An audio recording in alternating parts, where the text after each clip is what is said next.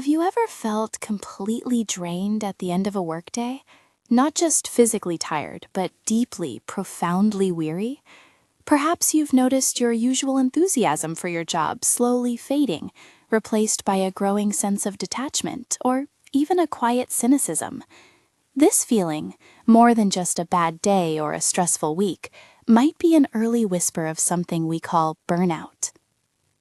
In our fast-paced world, where the lines between work and personal life often blur, and the pressure to constantly hustle is celebrated, burnout has become an all-too-common experience. It's not merely a buzzword, it's a significant challenge to our well-being and productivity. The World Health Organization, or WHO, defines burnout not as a medical condition, but as an occupational phenomenon. It's a syndrome that results from chronic workplace stress that hasn't been successfully managed. This isn't just about feeling tired. Burnout is characterized by three distinct dimensions: feelings of energy depletion or exhaustion, an increased mental distance from one's job, or feelings of negativity and cynicism towards it, and a reduced sense of professional effectiveness. Understanding these core components is the first step towards recognizing and addressing it. The concept itself has been studied since the 1970s by psychologists like Herbert Friedenberger and Christina Maslach, but its inclusion in the WHO's International Classification of Diseases in 2019 really underscored its global recognition and impact. It develops gradually, often subtly, making early identification incredibly crucial for both our individual health and the health of our workplaces.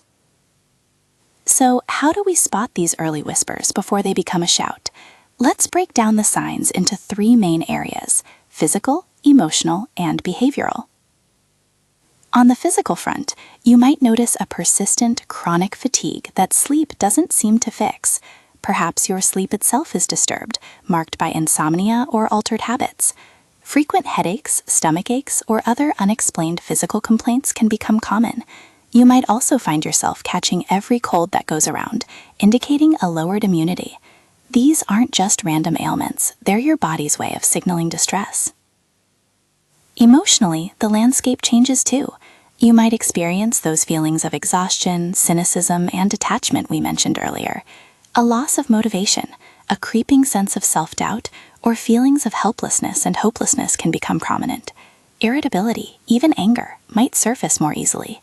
You might start questioning the value of your work, or even your own capabilities.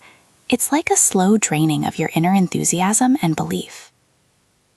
Transitioning to observable behaviors.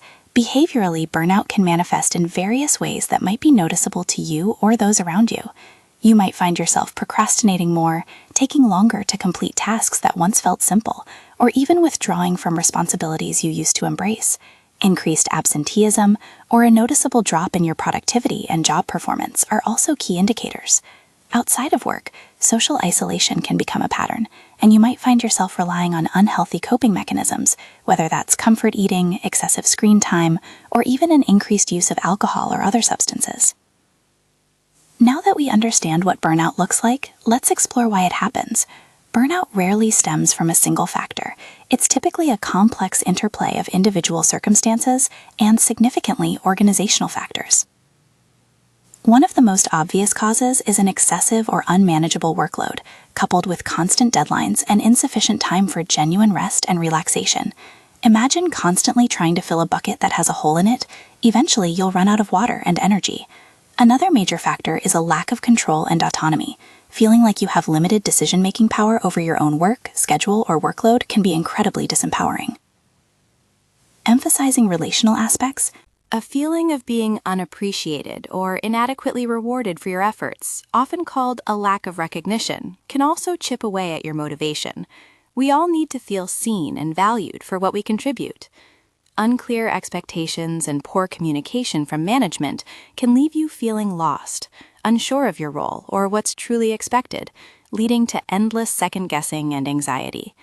And then there's the work culture itself. A toxic environment, micromanagement, a lack of supportive relationships with colleagues or managers, or even unfair treatment can create a deeply unhealthy and unsustainable situation. the struggle for work-life balance is more real than ever, especially with modern technology blurring the boundaries between our professional and personal lives. It's hard to switch off when your office is always in your pocket. Finally, a clash between your personal values and those of your company can lead to profound internal conflict and a sense of disillusionment. When your daily work feels misaligned with what you truly believe in, it's a recipe for emotional exhaustion.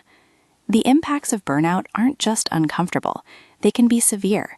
For individuals, it can lead to diminished job performance, but also a significantly increased risk of chronic physical health issues like heart disease and mental health conditions such as anxiety and depression.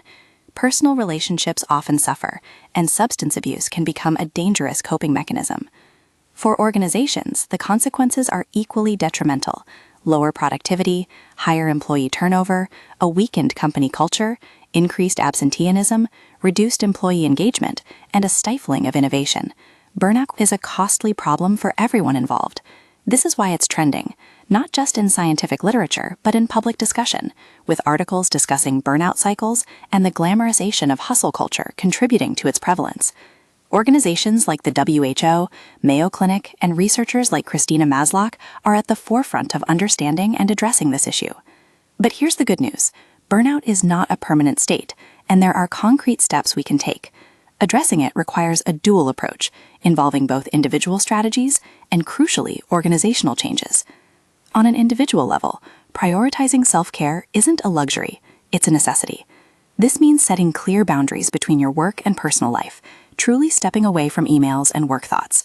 It involves improving your sleep hygiene, engaging in regular physical exercise, and actively seeking out supportive relationships with friends, family, or colleagues. And if you're struggling to make headway on your own, considering professional counseling or therapy can provide invaluable tools and support. Remember, taking care of yourself isn't selfish. It's essential for your long-term well-being and effectiveness. However, individuals can't solve burnout alone. Organizations have a critical role to play. This involves implementing structured manager support, ensuring leaders are accountable for employee well-being, and providing flexible benefits that truly support employees' diverse needs. Protecting focus time free from constant interruptions can significantly boost productivity and reduce stress. Reevaluating workloads to ensure they are manageable, establishing clear roles and expectations, and actively fostering a positive, supportive work culture are paramount. Recognizing and rewarding effort and actively encouraging work-life balance through policies and practice are not just good for employees, they're good for business.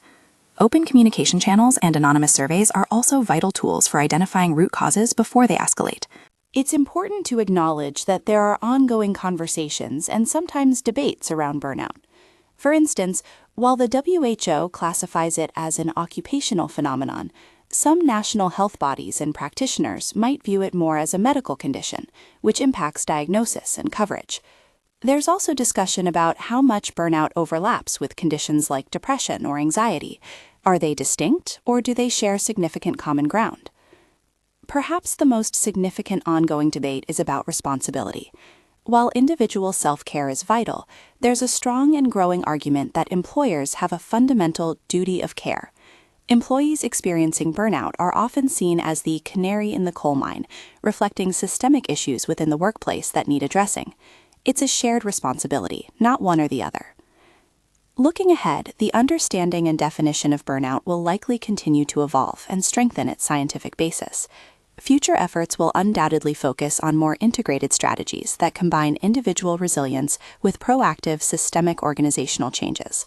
We're moving towards a future where employers are increasingly expected to take proactive responsibility for employee well-being, utilizing tools and strategies to identify and prevent burnout, rather than just reacting to it.